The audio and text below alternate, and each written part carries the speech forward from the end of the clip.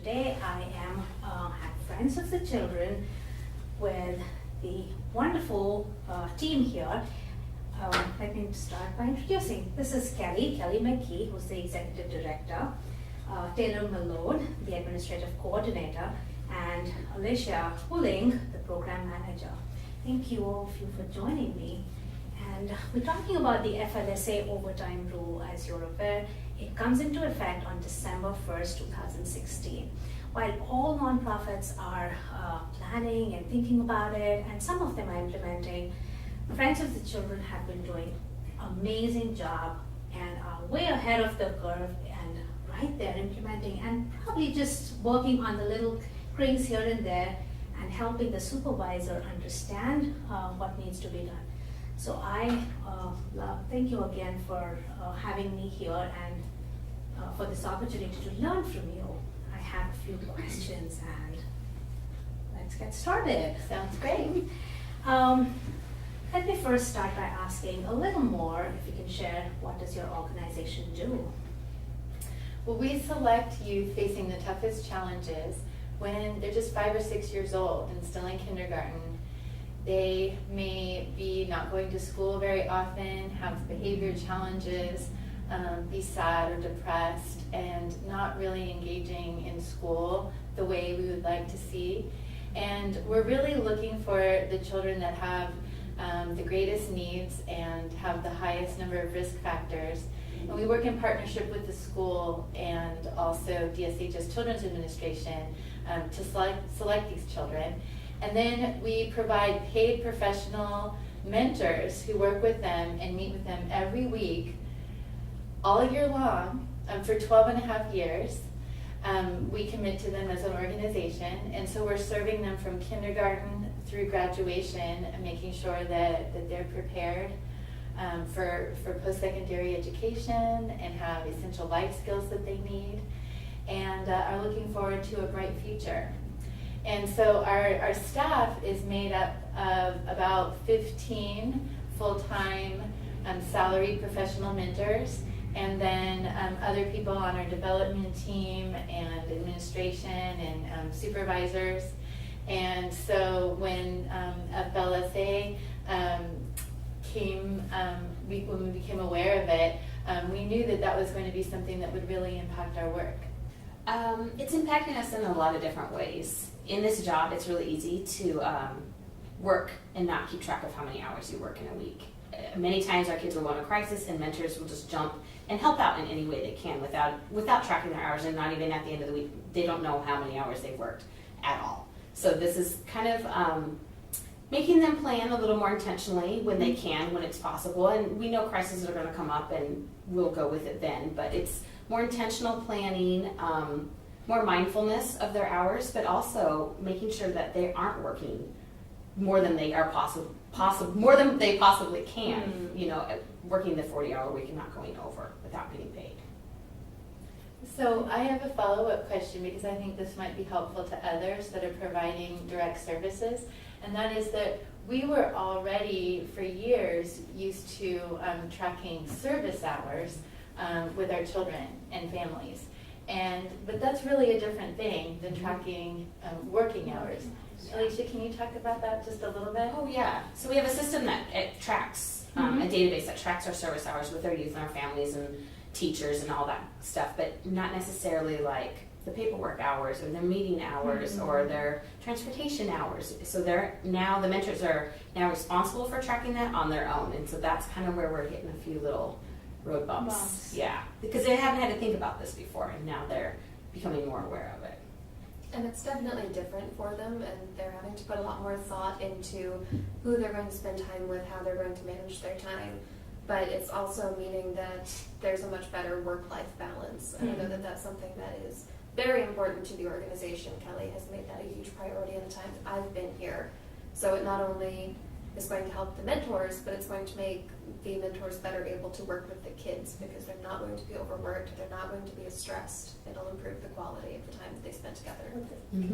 Absolutely.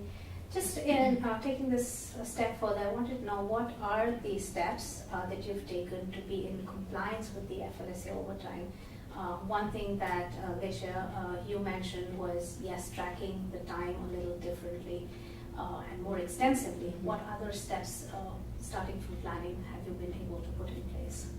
One of the first things, and one of the most valuable, was when the potential for the rule change was announced. 501 Commons had a seminar, and I went to that, and there was a woman whose name I can't remember, who discussed what the possible implications would be, what it might look like, and what effect it might have for different nonprofits in the area.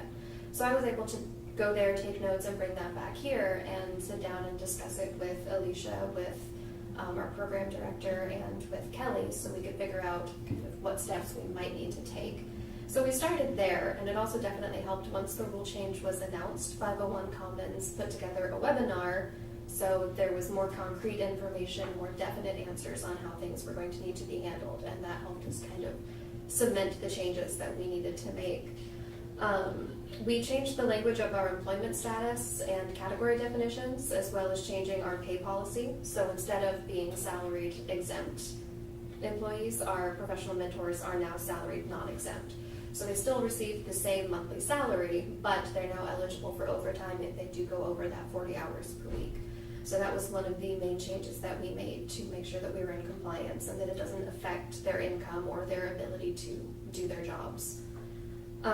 Most of our efforts have been focused on helping the mentors maximize their time. So I know Alicia and our assistant program manager, Michelle, have been doing a lot of work to help them figure out how they're going to maximize spending time with kids, how to maximize the efficiency of doing their paperwork and getting all of their involvement with our family engagement or our fundraising events. And so working together to try to come up with cooperative solutions to those problems, because it's all important, but they can't go over those 40 hours without supervisor approval, so it's taking a lot of teamwork and collaboration.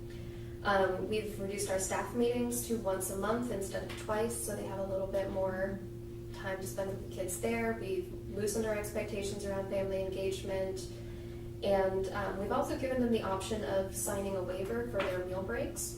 We emphasized that it is completely optional, but so many of our professional mentors already spend their meals with the kids that in order to best be in compliance, we gave them the option of signing it in writing, waiving their meal breaks, and making sure that it's understood that it is completely voluntary, not expected, and that they do have the ability to revoke it in writing at any time.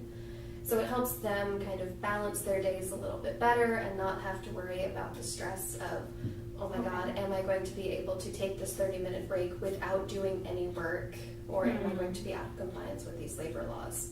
This job, especially for our professional mentors, it's very demanding and it's very, it can be very emotionally exhausting.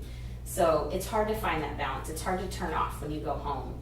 And when they actually have to start tracking their hours, they're actually thinking more about it. And maybe not mentally turning off all the time, because that's really hard to do, but maybe not answering that last minute email or not, taking that last minute phone call from their supervisor. But being ready for the next challenge the next day, because the next day there's going to be a whole new set of challenges and they need to be rested. We want them to have a good work-life balance, and we want them to stay here. We want to keep them here because they're great workers.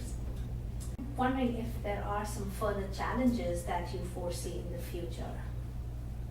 Well, one of the things that undoubtedly will happen is that there are going to be times when supervisors need to approve overtime. And so what we're encouraging people to do is plan ahead and try to see it coming. And then if something comes up, like late on a Friday, with one of their youth or their families, and the mentor needs to be there, then all they need to do is just send a quick text or call their supervisor, talk it through, get permission, and then they will be approved for overtime. And so I've told everyone that we're expecting everyone to work 40 hours a week. If something comes up and it looks like you need to work overtime for whatever reason, talk to your supervisor, get approval. And then, if for whatever reason that doesn't happen, the first couple of times, it's going to be is a conversation, a friendly reminder letter saying, look, we do need you to get advance approval for overtime, and to use an approach that is supporting the employee to be successful in managing their time and to ask for approval when needed. That's what we're trying to get. We're not trying to catch people breaking the rule. And so I've told everyone personally that we will be paying overtime when it happens for whatever reason, and we're going to be in compliance. And if we were to be audited, it's not going to be a problem, because when overtime happens, we're paying it.